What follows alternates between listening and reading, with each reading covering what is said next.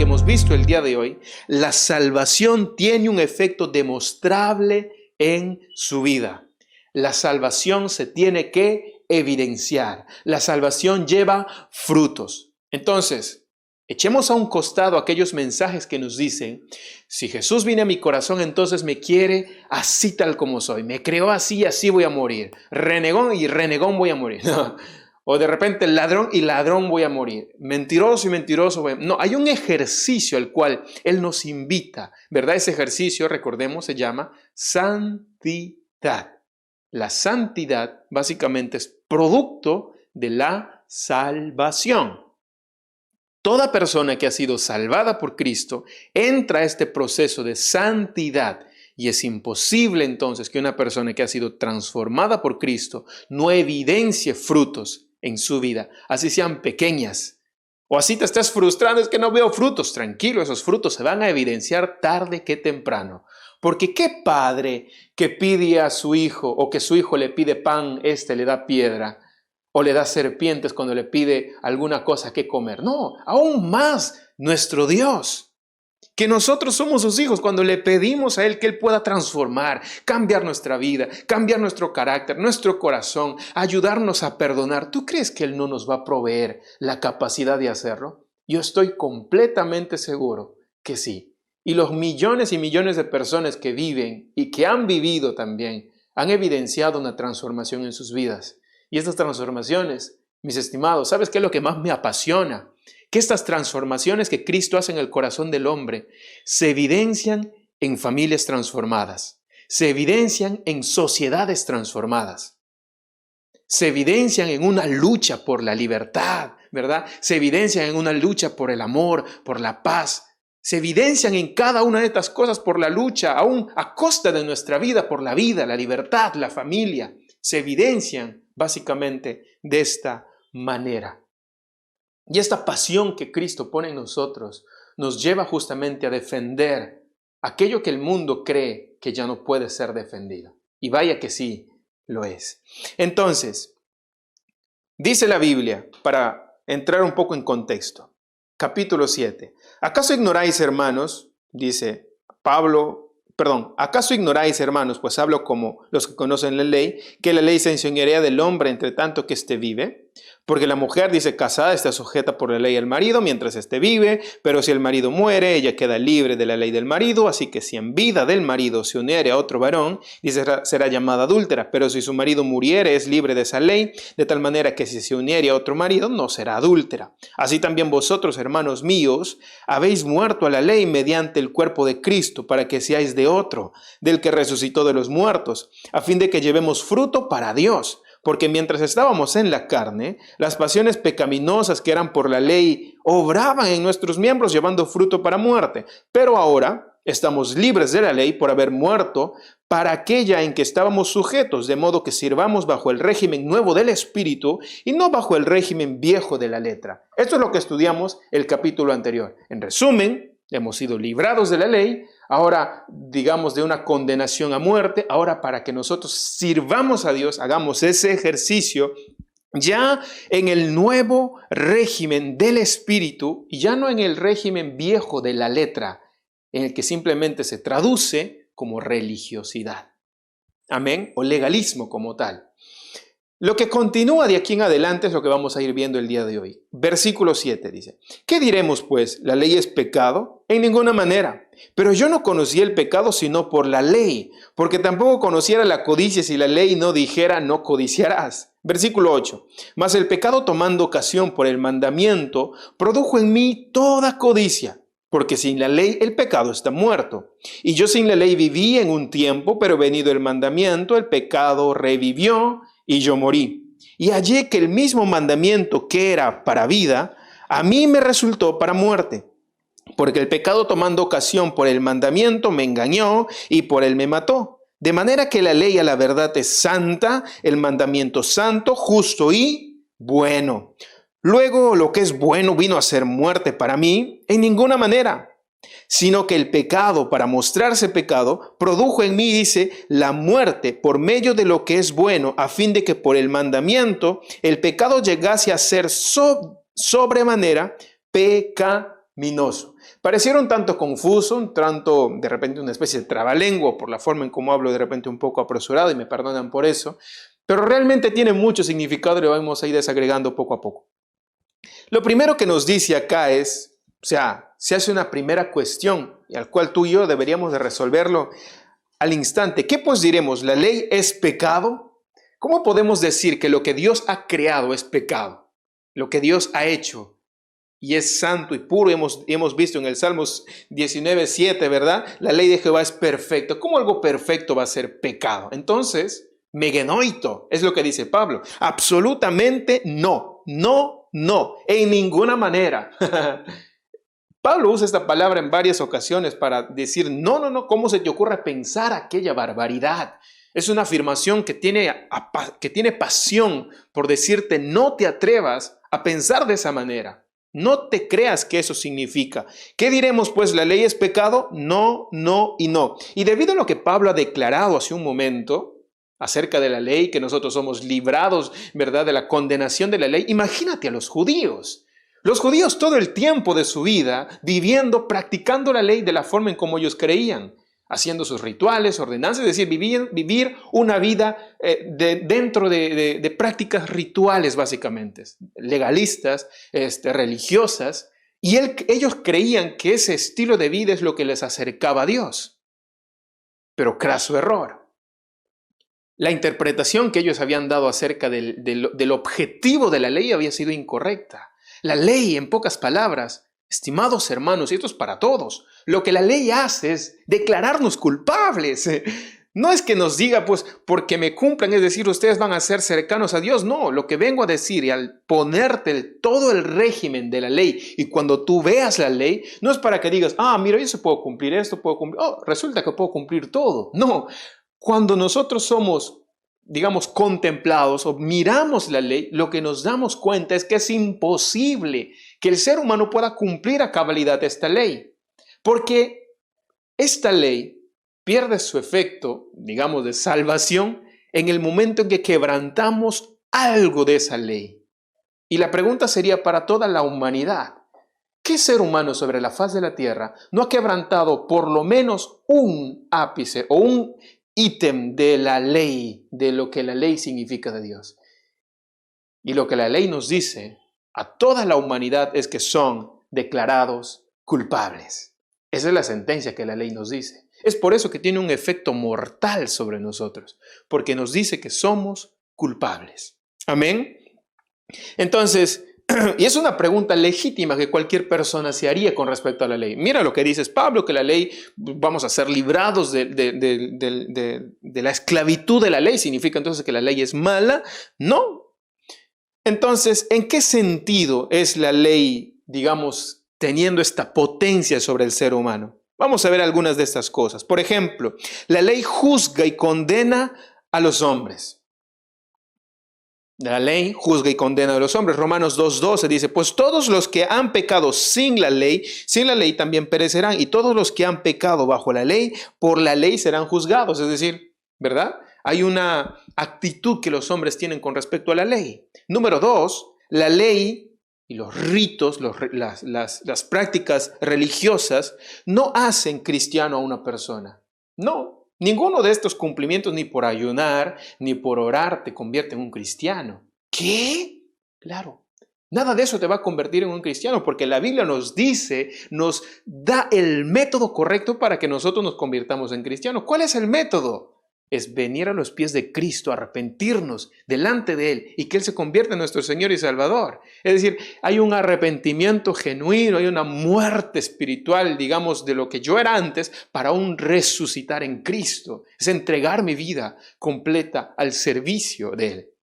Esa es la forma correcta. La Biblia dice, porque con el corazón se cree para justicia y con la boca se confiesa para salvación. Hay una testificación de lo que ya ha producido el Espíritu Santo en tu corazón, una conversión genuina. Por ejemplo, Nicodemo no entendía esto. Jesús le explica a este fariseo, ¿verdad?, acerca de la conversión. Él no entendía y él, digamos, para bajar al nivel de enseñanza, él pone una metáfora, ¿no? Es decir, es como si nosotros volviéramos a nacer de nuevo. Es necesario que tú nazcas de nuevo. Pero ¿cómo? Eso es imposible. Yo tendría que regresar al vientre de mi madre y volver a nacer, pues parece ilógico. Pero entender la metáfora, el sentido de todo esto es que es necesario que esta persona muera, ¿verdad? Y nazca siendo una nueva criatura. Y eso es posible solamente si entregamos nuestra vida a Cristo. Romanos 2:29 dice, sino que es judío el que lo es interiormente y la circuncisión es la del corazón por el Espíritu, no por la letra. La alabanza, dice, del cual no procede de los hombres, sino de Dios. Estos son rituales, por ejemplo. Ellos creían que la circuncisión era aquello que te distinguía o era, digamos, es lo que se conoce como el bautismo, por ejemplo, ahora, ¿no? Una señal que algunos creen que el bautismo salva, el bautismo no salva. Vuelvo y reitero en esto, ni siquiera la circuncisión salva. Lo que hacen todas estas prácticas es evidenciar que nosotros ya somos salvos. ¿Por qué una persona se bautiza? ¿Para ser salvo? No. Una persona se bautiza para evidenciar su salvación. El bautismo es una alabanza pública, ¿verdad?, a Dios ante todo el mundo, donde yo digo, mira, ya no vivo yo, mas Cristo vive en mí. Yo muero para el mundo y vivo para Cristo. Soy sumergido en las aguas y me levanto, así como Él también lo hizo. En pocas palabras, es una señal, ¿verdad?, una evidencia, una prueba, una muestra de que esta criatura, pues ahora es un hijo de Dios. La ley no puede hacer que un hombre sea justo o aceptable delante de Dios. No puede hacer eso la ley. Vamos a ver lo que hemos visto. La ley juzga y condena a los hombres, ¿no? Número 2, la ley y las prácticas religiosas no nos convierten en cristianos, no convierten en cristiano a nadie. Número 3, la ley no puede hacer que un hombre sea justo, aceptable. No fue creado la ley para eso. La ley no fue creado para hacerte bueno o aceptable. No, eso no fue la razón. Romanos capítulo 3, versículo 20 y el versículo 27 dice esto. Porque por las obras de la ley, ningún ser humano será justificado. Punto. Hasta ahí quedaría el mensaje sobre esto, ¿verdad? Pero sigue. Delante de él dice, pues por medio de la ley viene el conocimiento del pecado. No es que la ley nos transforma, sino viene algo que nos da a conocer el pecado. Verso 27 dice, ¿dónde está pues la jactancia? Queda excluida. ¿Por cuál ley? ¿Por la de las obras? No, sino por la ley de la fe. Es decir, más que el cumplimiento en el sentido textual de la ley, es decir, el cumplimiento por medio de la fe. Que ya el domingo anterior, en el que estuvimos viendo los primeros versículos, hemos visto que ahora nosotros sí podemos cumplir esa ley desde otro ángulo en el ejercicio de la santidad. Vamos a ir viendo también. Lo siguiente, el propósito de la ley no es salvar al hombre, sino dar testimonio de que el hombre necesita desesperadamente la justicia de Dios. Desesperadamente. Romanos capítulo 3 versículos 21-22 dice, pero ahora, aparte de la ley, la justicia de Dios ha sido manifestada, atestiguada por la ley y los profetas. Es decir, la justicia de Dios por medio de la fe en Jesucristo para todos los que creen, porque no hay distinción. Uno de los más grandes testimonios o propósitos de la ley es darnos a conocer, es mostrarnos a nosotros una desesperante afirmación al corazón del hombre, es decir, tú necesitas un Salvador, tú necesitas ser salvado. Esa desesperante justicia de Dios la necesitas. Necesitas un Salvador, es lo que nos dice la ley. Puesto que si quieres ser salvo por cumplirme a mí, poniéndome en el caso de que sea la ley, si tú quieres ser salvo por cumplirme a mí, nunca lo vas a lograr. Yo lo que te estoy diciendo en pocas palabras es que necesitas un Salvador. Lo necesitas. Lo siguiente es que la ley lleva al hombre a jactarse a sí mismo en sus propias obras y en su propia justicia, y no en la de Dios. Mira lo que dice en Romanos 3:27. ¿Dónde está pues la jactancia? Nuevamente, queda excluida. ¿Por cuál ley? ¿Por la de las obras? No, sino por la ley de la fe. Esta es. Entonces, ¿de qué sirve la ley? ¿No es mala acaso? Yo estoy viendo todo esto y parece que la ley es mala. En ninguna manera, dice Pablo, megenoito, en ninguna manera. Cuando nosotros nos volvemos hijos de Dios, lo que vamos a notar es que ahora la ley cobra un sentido distinto en comparación con aquellas personas que aún no han abrazado la fe en Jesús. La segunda parte de este versículo dice, pero yo no conocí el pecado sino por la ley, porque tampoco conociera la codicia si la ley no dijera, no codiciarás. En el sentido, digamos, más elemental de lo que significa esto, si no existe un documento que me diga, no robarás, entonces yo puedo robar. Al fin y al cabo no es malo, porque no hay nada que me diga que esta acción sea mala, ¿no? Pero venga, ¿no? O sea, cualquier cosa, quien no roba un banco ya sabe, ¿no? Que eso es malo, pero ¿quién te lo dice? Hay una ley que lo ampara, hay una ley que avala ese argumento que tú estás diciendo. ¿Por qué tendría que ser malo? ¿Basado en qué? ¿En qué ley moral estarías midiendo que robar o matar es malo? ¿Basado en qué dirías que eso es malo? ¿Verdad que hay todo esto nos lleva justamente a lo medular, de donde parte del mismo corazón de Dios? Es decir, es Dios mismo siendo el estándar moral de la humanidad, diciéndonos a nosotros, si nosotros matamos, obviamente eso es malo. Y Dios puso también de antemano esa ley en nuestros corazones. Sabemos aún, nuestra conciencia está ahí. Esa ley ha sido también clavada en nuestros corazones. Y lo sabemos. Hay culturas, ¿no?, que también evidencian eso. Culturas, a veces miramos nuestra cultura incaica que creemos que todo fue pues bienhechores o gente ayudando siempre al prójimo. No, habían matanzas, mortalidades extremas, sacrificios que hacían a sus dioses y a sus deidades. Había todo esto. Sería injusto de nuestra parte el creer que nuestra historia simplemente está basada en hechos de seres bienhechores sobre su pueblo, ¿no? Había este tipo de maldades, corrupciones también lo había. Así que tengan mucho cuidado cuando, aún por ejemplo en estos momentos de candencia política, ¿no?, alguien venga y se te dice, yo sí voy a acabar con la corrupción. Momentito, eso no está en tu poder y en tu autoridad el hacerlo. ¿Saben por qué? Porque unos entrarán, otros se irán, otros entrarán, otros se irán. ¿Y sabes cuál es el común denominador? La corrupción.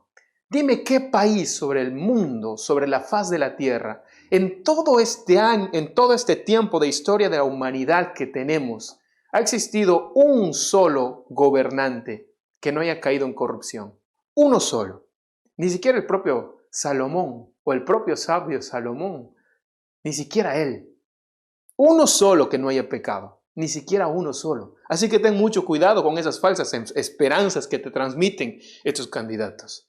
Amén. Nuestra esperanza no está puesta en el hombre, mis estimados. Nuestra esperanza está puesta en Dios. Es por eso que uno defiende el sentido de que cuanta más libertad tengamos de trabajar, de crecer, de construir, porque estamos haciendo el ejercicio de aquello que Dios nos ha dado, pues pongan la mano sobre el arado. Entonces, haciendo un paréntesis, ¿no? Porque estamos próximos también a las elecciones. Lo segundo entonces es que vamos a ver, para hacer un poco de recordatorio. La primera que hemos visto es la ley, es pecado. La ley es pecado, es mala, hemos visto que megenoito. Es un rotundo no. Lo segundo, la ley revela el hecho del pecado. La ley revela el hecho del pecado. ¿El hecho de qué? El hecho de que los hombres, escucha muy bien esto, la ley revela el hecho de que los hombres no mantenemos una buena relación con Dios, no mantenemos una buena relación con los demás hombres, no mantenemos también una buena relación con nosotros mismos. Somos egoístas, ¿no? Nos condenamos a nosotros mismos, estamos siempre en una lucha constante, personal, a veces no sabemos ni nosotros nos entendemos muy bien, nos causamos daño, nos lastimamos. Nos revela el hecho también de que los hombres codiciamos, destruimos, ¿no?, el mundo y aún nuestro futuro. Sabiendo que las consecuencias son malas, a veces nosotros seguimos infligiéndonos castigos personales y también castigos sobre los demás. Revela el hecho también de que los hombres desagradamos a Dios y somos inaceptables delante de Él. Eso es lo que nos revela la ley.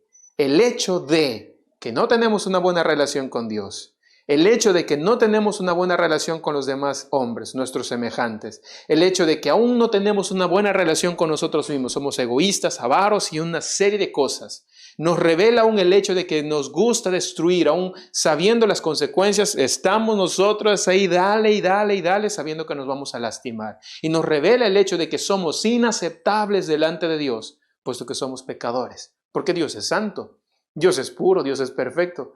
Nosotros no. El conocimiento del pecado es una cosa grande, es una cosa gloriosa entonces. El pecado viene y nos revela que somos pecadores. Y eso es una bendición, porque si no tendríamos ese conocimiento, ¿qué tendríamos nosotros que usar para buscar un Salvador? Finalmente, mis estimados, llego a la conclusión de que la ley es buena. Nos advierte. Nos ama tanto Dios que ha dejado su ley para darnos a entender que necesitamos de su salvación. Necesitamos de Él. Amén. Porque si no tenemos entonces, ¿qué buscamos nosotros para poder corregir lo incorrecto? ¿Cómo saber lo incorrecto? Gracias Dios entonces por tu ley. Sin la ley estaríamos errantes, cada uno estaría haciendo lo suyo propio, cumpliendo sus propios deseos, sin importar el resultado y el daño infligido ante los demás. Pero vaya, ¿no es el mensaje quizás más progresista o más prometedor el que escuchamos ahora? Si tienes un sueño, cúmplelo. Haz lo que tú quieras hacer. Ese es el sueño, qué sé yo, que está en cada corazón del ser humano. Dime si esto se aplicaría a todos en realidad y fuera una opción justa, ¿no? Que alguien venga y te quite, por ejemplo, todo lo que tú has logrado con mucho sacrificio. Pues el otro es su sueño, quitártelo, y vaya que te lo quita. ¿Verdad que no aplicaría ahí? Ahí tendríamos que regular ciertas cosas y tendríamos que hacer toda una vida para que eso finalmente pueda cumplirse y vaya que nunca se va a lograr. No podemos entonces vivir bajo una esperanza fantasiosa. Vivamos bajo la realidad que nos ofrece Dios. Nosotros no podemos vivir sin creer que nuestras acciones no van a tener consecuencias. Vaya que sí las tienen. Y muy grandes, ¿ah? Tienen consecuencias nuestras acciones. Hay una publicación que hace la BBC, una publicación del 2016, tomando en cuenta El Salvador, Guatemala y tomando en cuenta Estados Unidos. Y él llega a estos datos estadísticos donde él dice que de cada 100,000 habitantes, 655 personas están en la cárcel. Por cada 100,000 habitantes hay 655 presos. Pero son poquitos, 655. ¿Tú crees que son poquitos? Si tú quisieras crear un mundo en el que cada uno pues haga lo que bien le parezca, no importa. Imagínate que estos 655 hagan lo que quisieran y no existieran leyes que sentenciaran sus conductas inapropiadas, malas, perversas. ¿Verdad que estaríamos en un caos? Finalmente llegamos a la conclusión de que la aplicación de la ley tiene un propósito bueno. Y nosotros hemos juzgado a veces a Dios, tú que eres malo, que me prohíbes de tantas y tantas cosas. ¿No es acaso ese el mismo argumento que les decimos a nuestros padres cuando adolescentes fuimos y les dijimos, papá, ¿me das permiso para las 2, 3 de la mañana? No, vienes acá a las 12, pero eres un malo. ¿Cómo que malo? ¿Acaso no estabas intentando Él salvaguardar tu vida? ¿Y nos atrevemos a decirle a Dios malo cuando Él pone restricciones en nuestras vidas? No, Dios es bueno. Nosotros somos los malos. Ese es el mensaje. 655 presos. ¿Crees que ese es el foco representativo de la población de un país con respecto a las personas que son malas? ¿Solamente ellos acaso son los malos, los que están en la cárcel? Imagínate a las personas que no fueron sentenciados, a los ladrones que aún están afuera delinquiendo, los asesinos, a los que maltratan mujeres, niños, hombres, que están aún afuera y que aún no fueron sentenciados o no fueron encontrados con las manos en las masas para irse a la cárcel. Este número aumentaría, ¿verdad? Imagínate que fuéramos juzgados por robar. Pero robar un banco, ahí sí, pero robar cosas pequeñitas no creo que tendría sentido castigar eso. Pero robar es robar, matar es matar, mentir es mentir. También nosotros estaríamos en la cárcel a lo mejor por algunas de estas condenas o estas sentencias.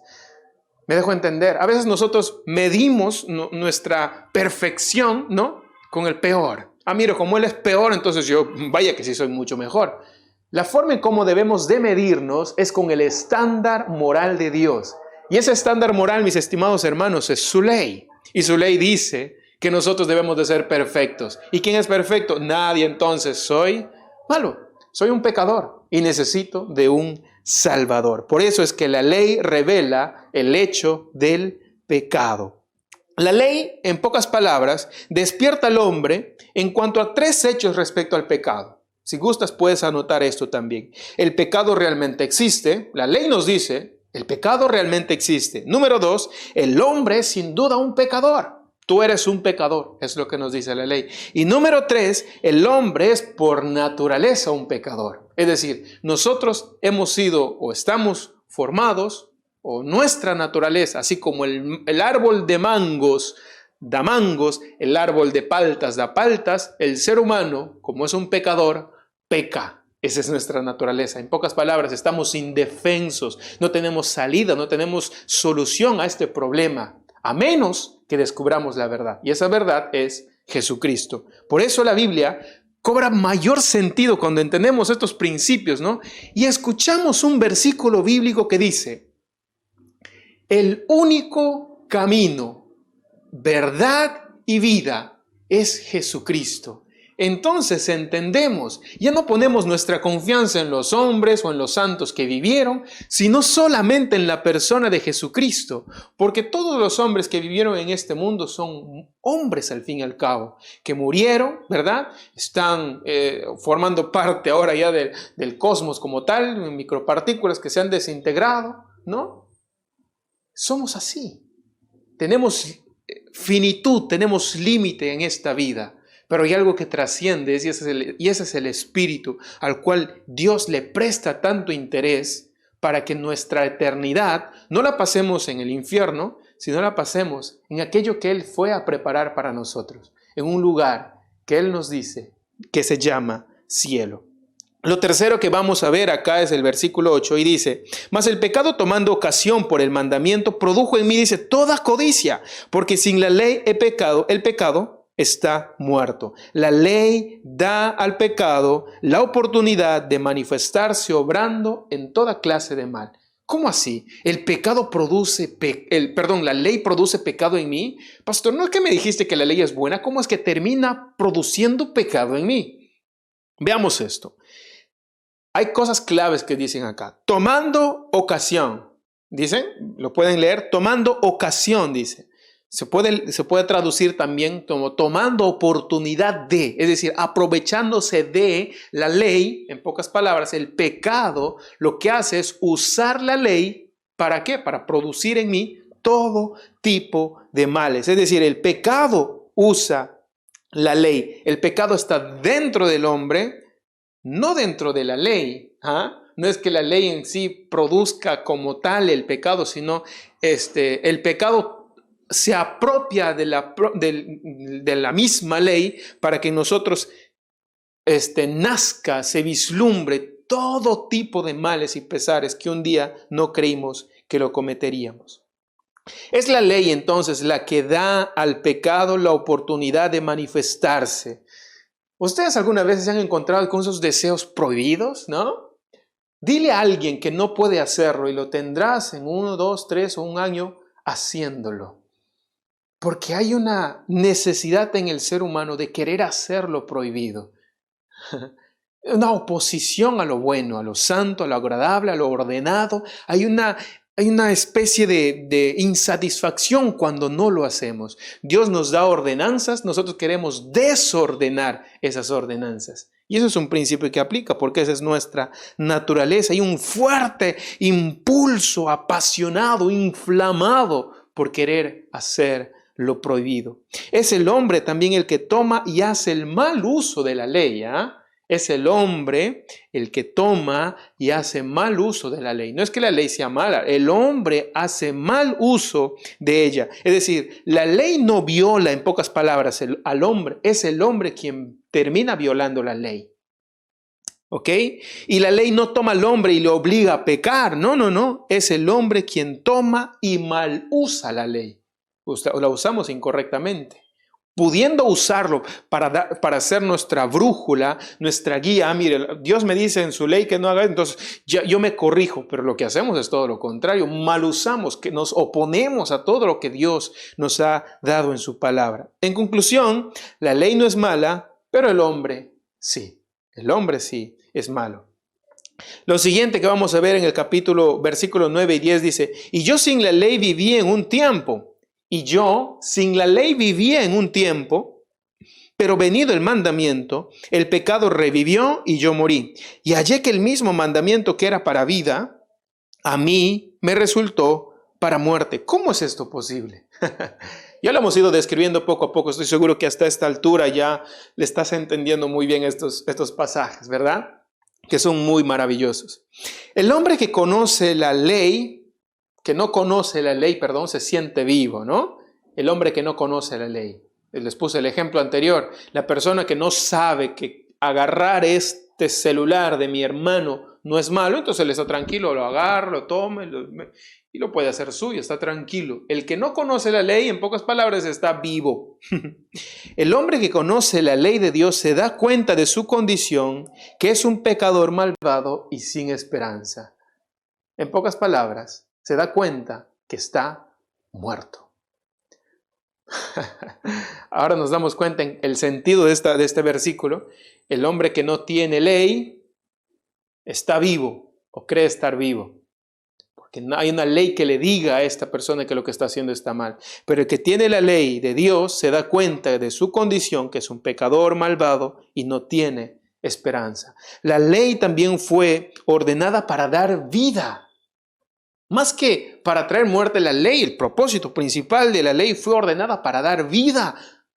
Vida, vida. ¿Pero en qué sentido? ¿Cómo la ley va a producir vida en el ser humano? Entonces tengo que guardarla, voy a vivir como los judíos, practicarla y de esta manera entonces voy a encontrar vida. No, así no es la forma en cómo fue concebida la ley como tal. No trae vida en el sentido de la practicidad o por guardarla como tal, sino la forma en que nos da vida es en este sentido. Si gustas también lo puedes anotar. La ley nos da vida o forma vida en nosotros en el sentido de que destruye el egocentrismo y la justicia propia. Nos da vida, o la forma en que nos da vida es revelando la verdad, su verdadero estado y condición del ser humano. Nos da vida también mostrando que somos corruptos y que somos pecadores. Nos da vida mostrando que necesitamos urgente un Salvador. Gálatas 3:24 dice, de manera que la ley ha venido a ser nuestro ayo, nuestro punto fijo para conducirnos a Cristo. Nuestra revelación para conducirnos a Cristo, a fin de que seamos justificados por la fe. Por eso es que transmite vida la ley, porque nos está poniendo en la condición en que nos deberíamos ver. Eres un pecador, necesitas un Salvador, y eso me lleva a mí a correr desesperadamente a buscar a mi Salvador. Y el único Salvador, como nos dice la Biblia, el único camino, la única verdad y la única vida es a través de Jesucristo, solamente por Él. Si estuviera en la iglesia y le diera un fuerte aplauso al Señor. Cuánto extraño también escuchar esos aplausos que son para nuestro Rey. Versículo 11 dice, porque el pecado tomando ocasión por el mandamiento me engañó y por él me mató. El pecado tomando ocasión por el mandamiento me engañó y por él me mató. ¿Quién usa aquí? El pecado usa entonces la ley para producir muerte en nosotros. Partiendo de que el pecado toma la ley y la malusa, nos engaña, ¿cómo lo hace? ¿Cómo nos engaña entonces en este sentido? Por lo menos lo hace de dos maneras. Y mira lo que he desarrollado acá. Obedece la ley y vivirás. Es lo que nos dice el pecado. ¿El pecado te manda a obedecer la ley? Sí. El pecado te manda a obedecer la ley para que tú creas, en el sentido de que tú pienses que por obediencia a la ley tú vas a ser salvo. El pecado nos dice eso: obedece la ley y vivirás.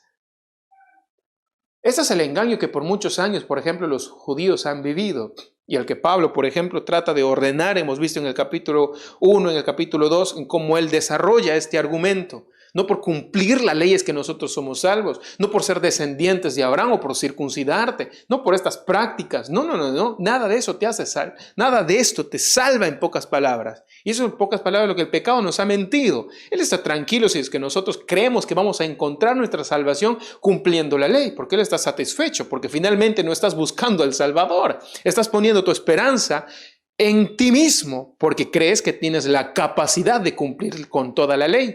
Y craso error, no puedes hacerlo. Haciéndolas básicamente en un sentido de seguridad en el hombre, en sus prácticas, en sus rituales, ¿no? En sus penitencias. Es que como tú haces, entonces sí vas a encontrar la vida, ¿no? En rituales y externalismos. Ahí es donde el pecado quiere que tú vivas. En rituales externalistas, en azotarte la espalda, ¿no? En hacer penitencias, en poner, qué sé yo, una serie de elementos agóricos, no sé si existe esa palabra como tal, ¿no? Sortilegios. Y ponemos nuestra esperanza en cosas externas y no en lo medular, en lo que realmente importa, ¿no? Y nos dice: porque puedes tú guardar perfectamente la ley. Vaya, qué capacidad que el hombre tiene de guardar la ley, ¿eh? La verdad es que no la tenemos. Y la segunda forma en cómo también el pecado toma en este caso ocasión y nos miente a nosotros diciéndonos todo lo contrario. Eres un fracasado, ¿no? Y no vas a vivir. Mira cómo la ley es. No vas a vivir, eres un fracasado. Dios no te quiere, Dios no te ama. ¿Cómo te atreves tú a correr a la iglesia, a leer la Biblia, a orar? ¿Cómo es que tú te atreves a hacer eso? ¿Cómo tú te atreves a correr a tus hijos y pedir perdón? Mira todo el daño que has hecho, has ocasionado. Destruye lo elemental de ti, que es la vida. El pecado viene y te destruye y te miente en hacerte creer que tú no puedes correr a Dios. El pecador más grande que haya existido sobre la faz de la tierra, aún él tiene la oportunidad de arrepentirse por sus pecados. No creas las mentiras que el enemigo viene y te silba al oído a través de tu esposa, de tus hijos o de parientes, amigos, cercanos o personas que se burlan de ti, que te dicen que tú ya no tienes esperanza. No, yo sí te digo que tú tienes esperanza. No permitas que el pecado te mienta, que el enemigo mienta a tu vida. No creas que eres un fracaso y que no vas a vivir. Hace sentir al hombre indigno de correr a Dios. ¿Ves? Son dos extremos por el que se mueve y nos plasma una fantasía en el que creemos que podemos lograr por el cumplimiento de la ley, o en el que literalmente nos avasalla y nos destruye y nos dice que tú eres un fracaso y Dios no tiene misericordia de ti. Eso es lo que el enemigo nos dice. Pero lo que la Biblia nos dice es que Él está con los brazos abiertos, esperando que sus hijitos vengan. Vengan a mí todos los que están cansados y agotados, y yo os haré descansar. O porque de tal manera amó Dios a unos cuantos. Eso dice, no, porque de tal manera amó Dios al mundo. ¡Qué maravilloso! Todos tienen la oportunidad de correr hacia Dios, de venir a los pies del Maestro. Romanos capítulo 7, 11, me gustaría que puedas leerlo, y quiero que leas también Hechos capítulo 3, 13, y dice esto: el Dios de Abraham, de Isaac y de Jacob, el Dios de nuestros padres, ha glorificado a su Hijo Jesús, el que vosotros entregasteis y repudiasteis en presencia de Pilato, cuando éste había resuelto ponerle en libertad. A Jesús, Él ha glorificado a su Hijo Jesucristo. Él es nuestra esperanza. No es porque cumplas la ley y las ordenanzas y te vistas de esta forma y te pintas o no te pintes y tengas cejas o pestañas. No, esas son tonterías. En realidad he visto del fracaso del ser humano en poner esperanzas en cosas tan triviales y tan absurdas, que lo que haya hecho es alejarnos muchas veces de nuestros hijos, de nuestros familiares, ¿no? Ponemos esperanzas en cosas que no sirven para nada. Y hemos perdido lo elemental, la transformación del corazón. Hemos perdido lo elemental, el sentido perfecto del perdón, de la paz, Imagínate un mensaje predicado en un ambiente de paz, de coinonía, no de enemistades y de pleitos y contiendas. No es que Dios me ha dicho que me va a poner enemistad entre padre e hijo. ¿Pero es esa enemistad a la cual nos referimos? ¿O hemos tergiversado también ese principio? Porque a veces las enemistades las hemos provocado nosotros, no por causa de Cristo, sino por causa de la practicidad de la ley, por causa a veces de la religiosidad, por causa del legalismo. Y ese no es el tipo de enemistad al cual la Biblia nos dice, en la cual vamos a vivir y vamos a ser perseguidos por causa de Cristo. No te confundas, ese no es. Y el otro argumento en que el enemigo ha creído o te ha hecho creer que tú eres un fracaso y ya no tienes esperanza de correr hacia Dios. Tampoco es eso una postura correcta. Lo elemental para nosotros buscar salvación es Cristo. Y la Biblia nos dice que ya el Dios de Abraham, de Isaac y de Jacob, esto es generacional, mira, el Dios de nuestros padres, ha glorificado a su Hijo Jesús, al que vosotros entregasteis, lo repudiaste, le diste la espalda. Él, esa persona, es nuestro Salvador, Jesucristo. Versículo 12. Dice, de manera que la ley a la verdad es santa. Claro, obviamente. Es decir, de todo lo que hemos leído hasta ahora, esta es la conclusión. La conclusión que llego, en pocas palabras, dice Pablo, de manera que, o concluyo que, la ley a la verdad es santa y el mandamiento santo, justo y bueno. Obviamente, porque ¿quién es el autor de la ley si no es Dios? Obviamente la ley lo que hace es demostrar la naturaleza de su creador. ¿Y quién es el creador de la ley? Es Dios. Por tanto, es santo, justo y bueno. Creo que aquí no hay mucha explicación que darla, ¿no? Versículo 13. Luego, lo que es bueno vino a ser muerte para mí en ninguna manera, sino que el pecado, para mostrarse pecado, produjo en mí la muerte por medio de lo que es bueno, a fin de que por el mandamiento el pecado llegase a ser sobremanera pecaminosa. En sobremanera pecaminosa. Todo lo que nosotros necesitamos entonces es darnos cuenta que en contraste a la ley y el pecado, lo que produce en mí finalmente la muerte, ¿quién es? El pecado. La ley lo que hace es mostrarme que soy un pecador. La ley lo que hace es mostrarme que necesito un Salvador. El pecado ¿qué es lo que va a producir? Pecado, porque cada vez que entra una persona en este proceso de pecaminosidad, no esperes conseguir frutos de santidad, de bonanza. No vas a conseguir eso. Lo que vas a empezar a ver es más pecado y más pecado y más pecado. La mentira, por ejemplo, es tipo una especie de juego en el que tocas una ficha y todo empieza a caer y derrumbarse. Porque has construido muros y muros pegados en base a la mentira. Pero una vez descubierta esta mentira, todo, como las fichas de dominó, se empiezan a caer y derrumbarse. Y lo que se nota es una persona mentirosa, ¿no? Lo mismo sucede con cualquier otro tipo de prácticas pecaminosas también. Usa el ejemplo con el que tú desees. Eso es lo que va a traer como resultado. Hay consecuencias de nuestros actos. Hay consecuencias, ¿no? Entonces, mis estimados hermanos, lo que hemos aprendido el día de hoy entonces es que la ley en sí misma no es mala, es buena. Megenoito, dice Pablo, en ninguna manera no te atrevas a creer eso. La ley fue dada por Dios y podemos declararla tal como Él nos pone en el libro de Salmos, y podemos declararlo ahora si gustas con mucha más claridad, ¿verdad? Cuando dice, la ley de Jehová es perfecta, que convierte el alma. Ya lo decía en el Antiguo Testamento, el propósito de la ley es convertir el alma. Finalmente, mostrarnos la necesidad de un Salvador, y ese Salvador es Jesucristo. Dice, el testimonio de Jehová es fiel, que hace sabio al sencillo. Dime si una persona no es sabia, o dime si esta persona no es sabia, si reconoce su condición y busca al Salvador. Esta es una persona sabia. Pero una persona no sabia es, aun cuando la ley le dice que es un pecador, rehúsa digamos, a conocer su condición y no busca a Dios.